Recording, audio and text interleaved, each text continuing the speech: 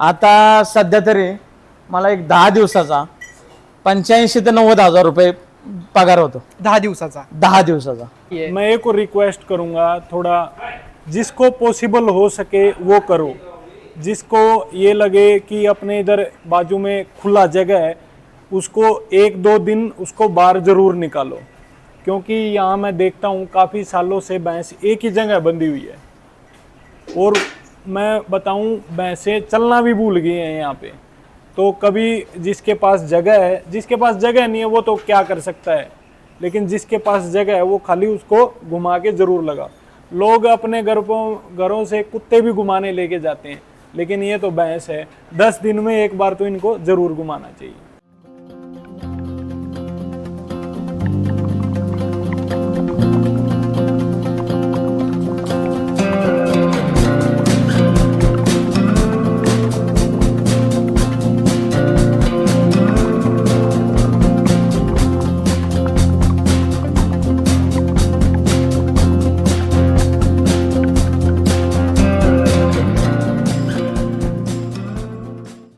नमस्कार मंडळी, मी यश काशीद ग्रेट सह्याद्री या यूट्यूब चॅनलमध्ये तुमच्या सर्वांचं सहर्ष स्वागत करतो. मंडळी, आत्ता सकाळचे 9 वाजलेत आणि आज पुन्हा एकदा एका नव्या स्टार्टअपच्या आणि उद्योजकाच्या शोधात जुन्नर ते शिक्रापूर असा 2 ते 3 तासांचा प्रवास करून मी आलो आहे श्रीकांत वाबळे यांच्या वाबळे डेअरी फार्म या व्यवसायाला भेट देण्यासाठी. या ठिकाणी ते मागच्या 6 वर्षांपासून एकदम मोठ्या प्रमाणावर डेअरी फार्मिंग हा व्यवसाय करतात. आज त्यांच्या या डेअरी फार्मवर जवळजवळ 25 म्हशी आहेत आणि दिवसाला 150 लिटर दूध निर्मिती होते आणि त्यातून ते एक चांगल्या प्रकारे फायदा किंवा नफा कमवत आहेत. तर त्यांच्या या डेअरी फार्मबद्दल आज आपण संपूर्ण माहिती जाणून घेणार आहोत. परंतु त्या अगोदर तुम्ही प्रथमच आपल्या चॅनलमध्ये आला असाल तर नक्कीच चॅनलला सबस्क्राईब करा आणि असंच नवनवीन क्वालिटी कंटेंट व्हिडिओ पाहण्यासाठी बेल आयकॉन देखील क्लिक करा. चल तर आपल्या व्हिडिओला सुरुवात करूया. तर मित्रांनो, आज मी शिरूर तालुक्यातील शिक्रापूर या गावामध्ये आलो आहे आणि इथे तुम्हाला समोर दिसत असेल तर हा आहे वाबळे डेअरी फार्म आणि या डेअरी फार्मचे ओनर आज आपल्यासोबत आहे. तर हा डेअरी फार्म कसा चालतो हे आज आपण त्यांच्याकडून जाणून घेणार आहोत. नमस्कार सर. नमस्कार. कसे आहात? मजेत. सर, सर्वप्रथम तर मला तुमची एक ओळख सांगा. मी श्रीकांत रघुनाथ वाबळे, राहणार शिक्रापूर, तालुका शिरूर, जिल्हा पुणे. मंडळी, त्याचप्रमाणे आपल्यासोबत आहे नेहरा डेअरी फार्मचे ओनर जे कि हरियाणामधनं आहेत. नमस्कार सर जी, कैसे हो आप? सर जी, मुझे आपका एक इंट्रो दीजिए, मतलब आपके बारे में जानकारी दीजिए. हाँ जी, मैं हरियाणा जींद से हूँ और आज वाबले भाई के फार्म पे आए हैं. तो ये अपने यहाँ से भैंसें लाते हैं. तो यही बताने आया हूँ कि अपना विलेज टू विलेज, गांव टू गांव भैंस दिलाने का काम है. अच्छी भैंसें दिलाते हैं. नेहरा डेयरी फार्म पहले भी सुना ही होगा, लगभग जानते हैं मेरे को भी इधर. और तो बाकी वाबले भाई हैं तो इनसे ही आप ज़्यादा पूछोगे तो वो अच्छा रहेगा. तर मंडळी, तुम्हाला दिसत असेल की सरांचा हा एकदम म्हणजे छोट्याच जाग्यात डेअरी फार्म आहे, पण त्यांनी त्या छोट्या जागेत नियोजन खूप चांगल्या प्रकारे केलं आहे. सर, एक प्रश्न असा सुरुवातीपासून आपण सुरुवात करूया. आता एक प्रश्न असा विचारतो की म्हणजे गाई पालन पण होतं, म्हणजे तुम्ही गाय पण पाळू शकत होता, पण म्हशी पालन करताय, म्हणजे हे तुम्हाला संकल्पना कशी सुचली? काय होतं, म्हशीचा आणि गाईचा लोकांचा गैरसमज आहे की म्हशीचा भाकड काळजी असा असतो. पण ज्यावेळेस तुम्ही पूर्ण योग्य नियोजनाशी व्यवसाय करताय तर त्यात मला असं काय वाटत नाही की गाई आणि म्हशीत काय फरक आहे. मग तुम्ही ह्या व्यवसायाकडे कसे उतरलात? शेतीला एक जोडधंदा म्हणून आम्ही म्हैस पालनाचा निर्णय घेतला. आमचे चुलत बंधू पैलवान भूषण वाबळे यांचा होम टू होम दूध सप्लायचा बिझनेस होता पहिल्यापासून. तर त्यांना एक दुधाची आवश्यकता असल्यामुळं आम्ही पण या धंद्यात उतरण्याचा निर्णय घेतला आणि तो जवळजवळ आमचा सक्सेस झालेला आहे. ज्यावेळेस तुम्ही ठरवलं अरे आता आपल्याला दुग्ध व्यवसाय तर करायचा आहे, मग ज्यावेळेस ठरवलं त्यावेळेस सुरुवातीचा टप्पा कसा होता? म्हणजे तुम्ही याची माहिती कुठून घेतली, कुठून ह्या म्हशी आणल्या? आमचे व्हेटरनरी डॉक्टर पंकज वाबळे यांच्या मार्गदर्शनाखाली आम्ही 2 म्हशी पहिल्यांदा घेतल्या. त्याच्यानंतर म्हशी वाढत गेल्या की हरियाणातून आम्ही अशोकभाई किंवा प्रवीणभाई यांच्याकडनं स्टार्टिंगला गेल्यानंतर म्हशी खरेदी केल्या 3. तर त्या म्हशी आम्हाला इतक्या चांगल्या लागल्या की आम्ही वर्षाच्या आतमध्ये 3 वेळाच त्यांच्याकडनं म्हशी खरेदी केल्यात. त्याच्यामुळं म्हशीचा व्यवसाय हा आम्हाला गायींपेक्षा एकदम सफिशियंट वाटतो. मग आता संपूर्ण फार्मवर किती म्हशी आहेत आणि रोज दूध किती निघतंय? आत्ता आमच्या डेअरी फार्मवरती एक 22 म्हशी आहेत आणि 22 म्हशींमध्ये आमचं एक दोन्ही टायमाला 150 लिटर दूध निघतं. 150 लिटर ऑन एन ॲव्हरेज. आणि त्याला रेट काय मिळतो साधारणतः? रेट आम्हाला फिक्स रेट आहे 60 रुपये. आता जेवढ्या पण म्हशी दिसतात ह्या सगळ्या तुम्ही हरियाणामधलंच आणल्यात?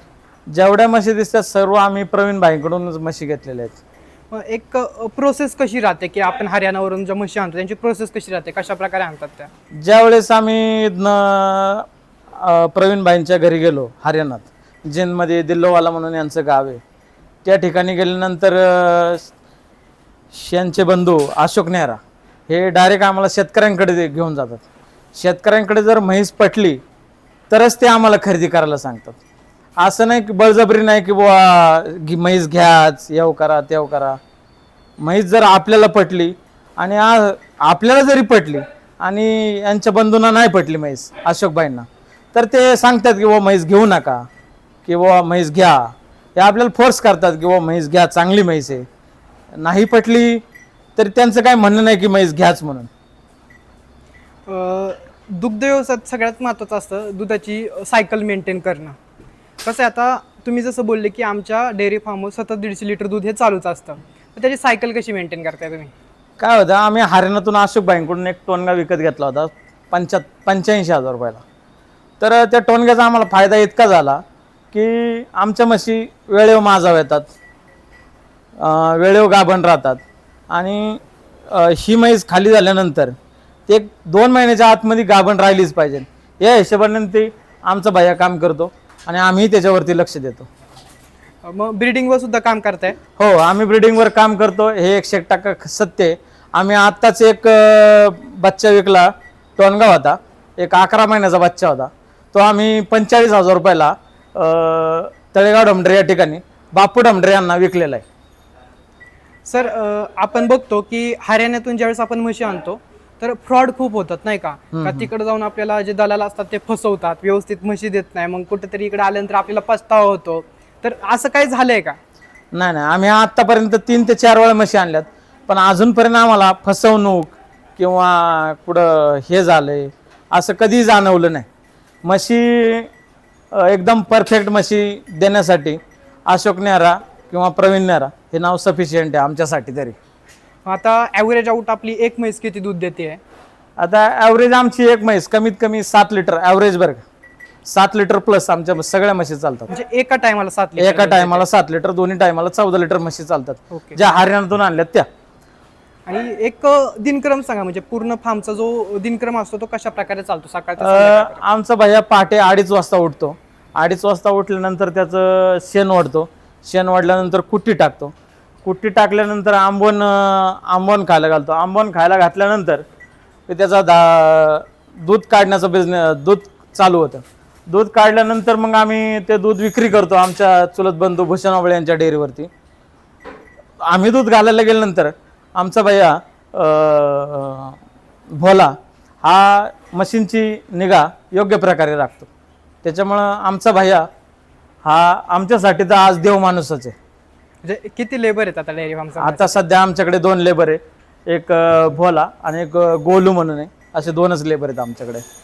याचं चाऱ्याचं व्यवस्थापन कसं केलंय तुम्ही फार्मसाठी? आता चारा आमचा सध्या तरी एक 40% हा घरचा चारा आहे आणि 60% आम्ही विकतचा चारा घेतो.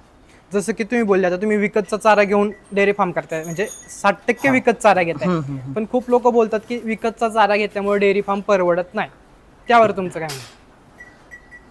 चारा जेवढा स्वस्त भेटेल तेवढा तुमच्यासाठी चांगलं आहे. लई विकतचा चारा म्हणजे थोडक्यात तुम्ही जास्त महागाचा चारा घेताय किंवा 3.5-4 रुपये किलोनी चारा घेताय तर तो परवडत नाही. तुम्ही 2.5 रुपये 2 रुपये किलोनी जर चारा घेतला तर तो सफिशियंट राहतो तुमच्यासाठी, डेयरी फार्मसाठी सफिशियंट राहतो. तो प्रवीण भाई, मैं आपसे एक क्वेश्चन करता हूँ, मतलब क्या होता है हमारे महाराष्ट्र के फार्मर्स को एक दिक्कत बहुत है कि मुर्रा भैंस क्या होती है, उसकी पहचान कैसे करते हैं, उनको मालूम नहीं. तो आज आप बताए दो कि प्रॉपर मुर्रा भैंस कैसी होती है.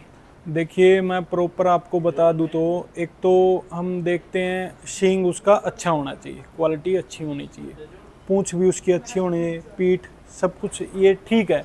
ये चीज़ें भी हम नॉर्मली देखते हैं, लेकिन मेन चीज़ मुर्रा वही है जो दूध निकालती है। अब जो दूध ही नहीं देगी उसका मुर्रा का क्या फ़ायदा है फिर।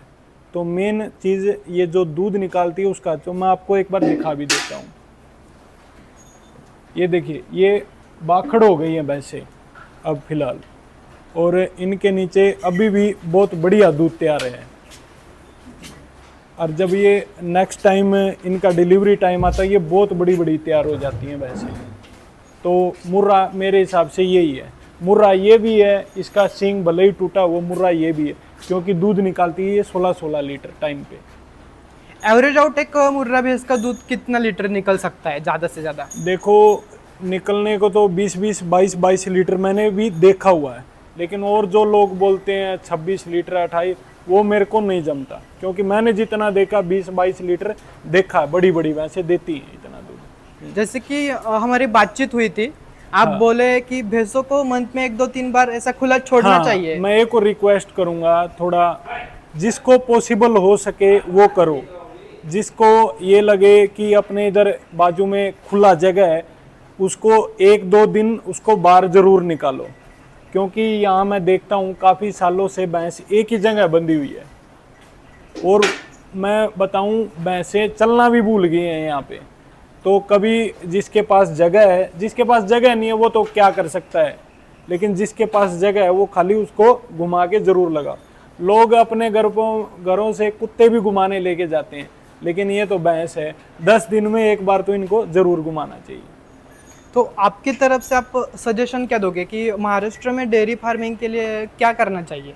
देखो, वो तो यहाँ पे बेहतर जानते होंगे लोग, क्योंकि यहाँ पे जो आपका मक्का और गन्ना डालते हो वो दूध ज़्यादा देता है। हमारे उधर इतना गन्ना नहीं डालते, लेकिन जो भी भाई अपने उधर जाएगा, मैं एक ही बंदे के पास मत जाओ, क्योंकि आपने पैसा लगाना है, पैसे लगा के उनको देखना है। तो अगर किसी और जगह नहीं अच्छा लग रहा तो दूसरे के पास जाओ, लेकिन देख के लेना चाहिए। ये नहीं है मैं मेरा भी नहीं बोल रहा हूँ, लेकिन जहाँ क्वालिटी अच्छा लगे, भाव अच्छा लगे, वहाँ जाके लो आप। सर, आता तुम्ही बोलले की सर्व म्हशी या ज्या आहेत तुम्ही हरियाणामधून घेतल्यात, मग म्हशींच्या किमती कशा डिसाईड होतात तिथे? म्हशीच्या किमती एकतर शेतकरी डिसाईड करतो आणि सीझननुसार डिसाईड होतात. दिवाळीच्या आधी म्हशीच्या किमती थोड्या कमी असतात. ज्यावेळेस दिवाळी होऊन जाते त्यावेळेस म्हशीच्या किमती वाढायला चालू होते. पण असं आहे हरियाणात की लोक सांगतात एक आणि किमती असतात एक. पण प्रवीण भाईंकडं जे शेतकऱ्यांकडे घेऊन जातात ते शेतकरी ज्या किमतीला म्हैस सांगतात किंवा त्यांचे बंधू अशोकभाई हे ज्या वेळेस म्हैस फायनल करतात त्याच किमतीला म्हैस फायनल होते. एक छुपे जे खर्च म्हणतो आपण ते छुपे खर्च अजिबात नसतात. त्यांची जी दलाली आहे ती प्रत्येकाकडे दलाली आहेच, पण हरियाणात वादर छुपे खर्च हे त्यांच्याकडे नाही आहेत असं माझं मत आहे. मग आपण ॲव्हरेज आउट एक म्हैस किती किमतीला खरेदी केली आहे? मी आत्तापर्यंत हरियाणात एक 30 ते 40 हजार रुपये, 1,30,000 ते 40,000 म्हैस खरेदी केलेली. आणि तिचं दूध किती निघते आजच्या वेळेस? 1,30,000 घेतलेली म्हैस साधारणतः 14 ते 16 लिटर म्हैस दूध देते एका आजच्या वेळेला. इथे आपल्या इथे. मग आपलं वातावरण त्यांना सूट होतंय का? एक 7 ते 8 दिवस गेल्यानंतर हे महाराष्ट्रातलं वातावरण आणि हरियाणातलं वातावरण त्यांना सूट होतंय भरपूर. म्हणजे त्याच प्रकारे दूध इथं पण देतात तिकडे हो, जेवढं जे देतात हरियाणात दूध देतात. उलट हरियाणात काय होतं, वाळल्या चाऱ्यावरती दूध काढलं जातं. महाराष्ट्रात थोडा हिरवा चारा आणि वाळलेला चारा, आपल्या फार्मवरती वाळलेला चारा पण आहे आणि हिरवा चारा पण आहे. तर हरियाणापेक्षा आपल्या गोठ्यावरती अर्धा लिटर किंवा 1 लिटर म्हैस जास्तच दूध काढते. मग तुम्हाला एक प्रश्न असा विचारतो, आत्तापर्यंतचा तुमचा दुग्ध व्यवसायातला अनुभव कसा आहे? तुमचं भविष्यात नियोजन काय आहे? ज्यावेळेस मी चाकणवरून म्हशी घेत होतो तर त्यावेळेस जे व्यापारी लोक होते तर ते म्हशीच्या किमती काहीतरी गगनाला भेटत चालल्या होत्या. पण मी प्रवीण भाईंकडे किंवा अशोक भाईंकडे गेलो त्यावेळेस मला त्यांच्या किमती आणि चाकणवाल्यांच्या किमती या जमीन आसमानाचा फरक वाटला. चाकणवाल्यांच्या किमती 1,70,000 1,80,000 रुपये अशा किमती होत्या. पण प्रवीण भाईंकडे 1,20,000 1,30,000 ह्या जर शिक्रापूर या ठिकाणी पोहोच मिळत असतील तर 50,000 रुपये 40,000 रुपये एका म्हशीला वाचत असतील तर आणि जे हरियाणात दूध देतात त्याच्यापेक्षा उलट 1 लिटर जास्तच दूध देतात. आणि चाकणवाल्यांच्या ज्या म्हशी आहेत त्या म्हशी शक्यतो करून ना हरियाणाच्या असतात, ना UPच्या असतात, ना पंजाबच्या असतात. त्या इतरत्र खरेदी करून केलेल्या असतात. पण आपण प्रॉपर हरियाणात जाऊन हरियाणातली म्हैस खरेदी करायची असेल तर ती फक्त प्रवीणभाई आणि अशोकभाईकडून खरेदी करावं अशी माझी शेतकरी वर्गाला विनंती आहे. आणि तुमचं स्वतःचं दुग्ध व्यवसायात भविष्यात नियोजन काय, म्हणजे कुठपर्यंत न्यायचं तुम्हाला स्वतःचा दुग्ध व्यवसाय? आत्ता आपल्या फार्मवरती एक 22 म्हशी आहेत. जर आमच्या नशिबात असेल किंवा नसेल, पण शक्यतो आमचं 40 म्हशींचं टार्गेट आहे. काय होतं, 2 मजूर भैये, थोडक्यात बिहारचे 2 भैये, यांना 40 म्हशी सांभाळणे हे सफिशियंट राहील. या हिशोबाने आपलं फक्त एकच टार्गेट आहे की 40 म्हशींचं नियोजन आपल्याकडे आहे. याच्यापुढं थोडंसं अवघड आहे. आता कसं आहे, आपली पोरं जी असतात गावाकडची ती दुग्ध व्यवसाय सुरू करतात, म्हशी पण घेतात, पण जास्त दिवस चालवत नाही. नंतर म्हणतात अरे नाही परवडत, बंद पडला. तर तुमचं यावर काय म्हणणं आहे? आता माझा अनुभव असा आहे, पहिल्या वर्षी ज्या वेळेस नवीन चालू करतो पहिल्या वर्षी फुल फॉर्मला चालतो, तर दुसऱ्या वर्षी ते ब्रिडिंगवर काम करत नाही किंवा त्यांची म्हैस लागत नाही. दुसऱ्या वर्षी त्यांच्या गोठ्यातल्या बऱ्याच म्हशी या भाकड झालेल्या असतात. तिसऱ्या वर्षी शक्यतो करून त्यांचा फार्म हा डब गायला आलेला असतो. पण ज्या वेळेस तुम्ही म्हैस तुमची प्रॉपर लागेल, गाभण राहील, तर त्यावेळेसच त्याचा फार्म सक्सेस आहे असं मी मान्य करेन. आता एक शेवटचा प्रश्न तुम्हाला विचारतो. आपले व्ह्युअर जे आहेत त्यांना जसा डेअरी फार्म पाहायला आवडतो तसंच त्यांना त्याचं उत्पन्न किती आहे ते पण ऐकायला आवडतं. तर वार्षिक उत्पन्न किती आहे आपलं, किंवा महिन्याला किती नफा मिळतो आपल्याला? आता सध्या तरी मला एक 10 दिवसाचा 85,000 ते 90,000 रुपये पगार होतो. 10 दिवसाचा? 10 दिवसाचा. तर मंडळी बघू शकता की 10 दिवसात ते 80 ते 85,000 रुपये कमवतात. पण नुसतं त्यांनी स्ट्रगल पण तेवढं केलं आहे. तर तुम्ही त्यांचं स्ट्रगल पण बघा, फक्त व्हिडिओ पाहून बिझनेस नका करू. आणि नेहरा डेअरी फार्मने पण आज आपल्याला माहिती सांगितली की एक मुर्रा म्हैस कशी ओळखायची. तर तुम्हाला सुद्धा मुर्रा म्हशी खरेदी करायच्या असतील तर खाली नंबर दिला स्क्रीनवर, तुम्ही त्यांच्याशी कनेक्ट होऊ शकता. धन्यवाद सर. धन्यवाद.